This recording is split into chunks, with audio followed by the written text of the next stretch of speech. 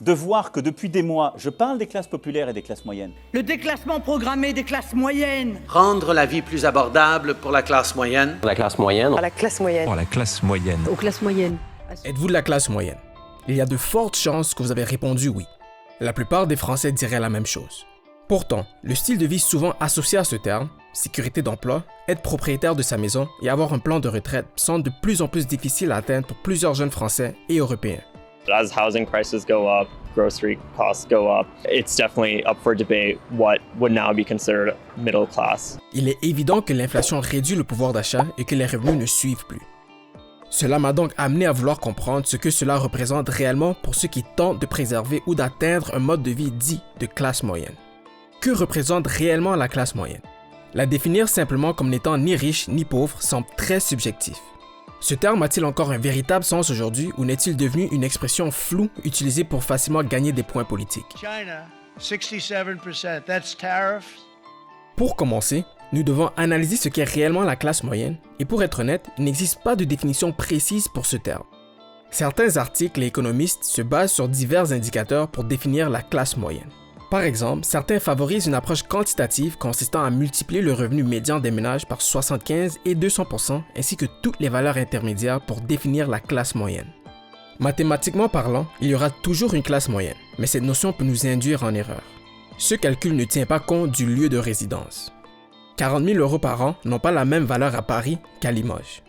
De plus, je ne crois pas que 40 000 € ait la même valeur si vous le gagnez en travaillant 8 heures par jour ou en percevant les rendements de vos investissements, disons vous détenez des biens immobiliers.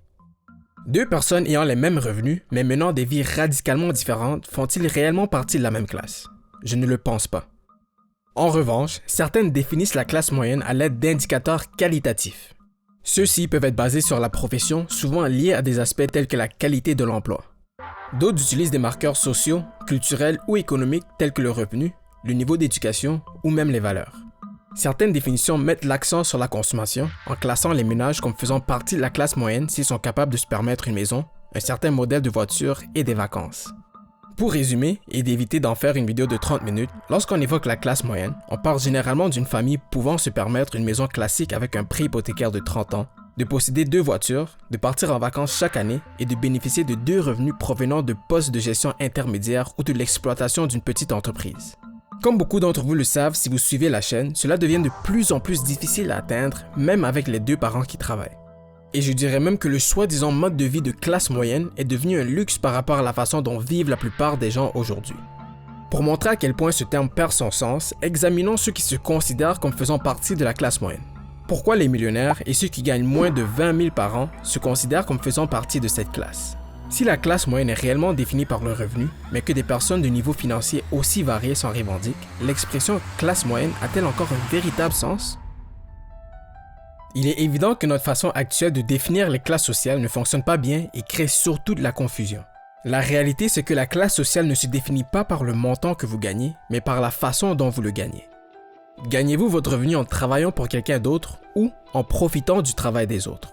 Pour clarifier ma définition des classes sociales, la voici. Notre société est divisée en 2 classes, non 3, non 4 ou 5. D'un côté, il y a ceux qui doivent travailler pour subsister, et de l'autre, ceux qui peuvent vivre en faisant travailler les autres pour eux.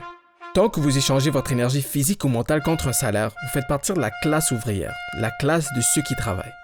Je sais que ce terme peut prêter confusion, car beaucoup associent la classe ouvrière à la pauvreté. Mais ici, il désigne simplement toute personne qui vit de son travail, qu'il s'agisse d'un emploi manuel ou de bureau. Le petit groupe qui tire la majeure partie, voire la totalité de ses revenus des loyers, de la spéculation ou des profits en possédant des entreprises, forme la classe capitaliste. Selon cette définition, un médecin qui doit encore travailler pour payer l'hypothèque de sa maison à 7 chambres est considéré comme faisant partie de la classe moyenne, tandis qu'un retraité vivant de son plan de retraite ferait partie de la classe capitaliste. Les définitions sont plus simples, mais les résultats restent tout aussi flous. Cependant, elles servent un seul objectif, de mettre fin aux querelles inutiles. Vous voyez, la manière dont les classes sociales sont structurées aujourd'hui alimente les conflits internes et les politiciens invoquent sans cesse la classe moyenne parce qu'il y aura toujours quelqu'un plus riche et quelqu'un plus pauvre, créant ainsi l'impression qu'ils s'adressent directement à vous. Ainsi, ils vous mettent en garde contre ceux en dessous de vous, la classe inférieure, en les présentant comme les menaces à votre emploi et comme des individus qui épuisent vos impôts à travers de l'aide sociale. On vous pousse constamment à voir ceux qui sont dans des situations plus difficiles que vous comme des ennemis, alors qu'en réalité, vous partagez les mêmes intérêts.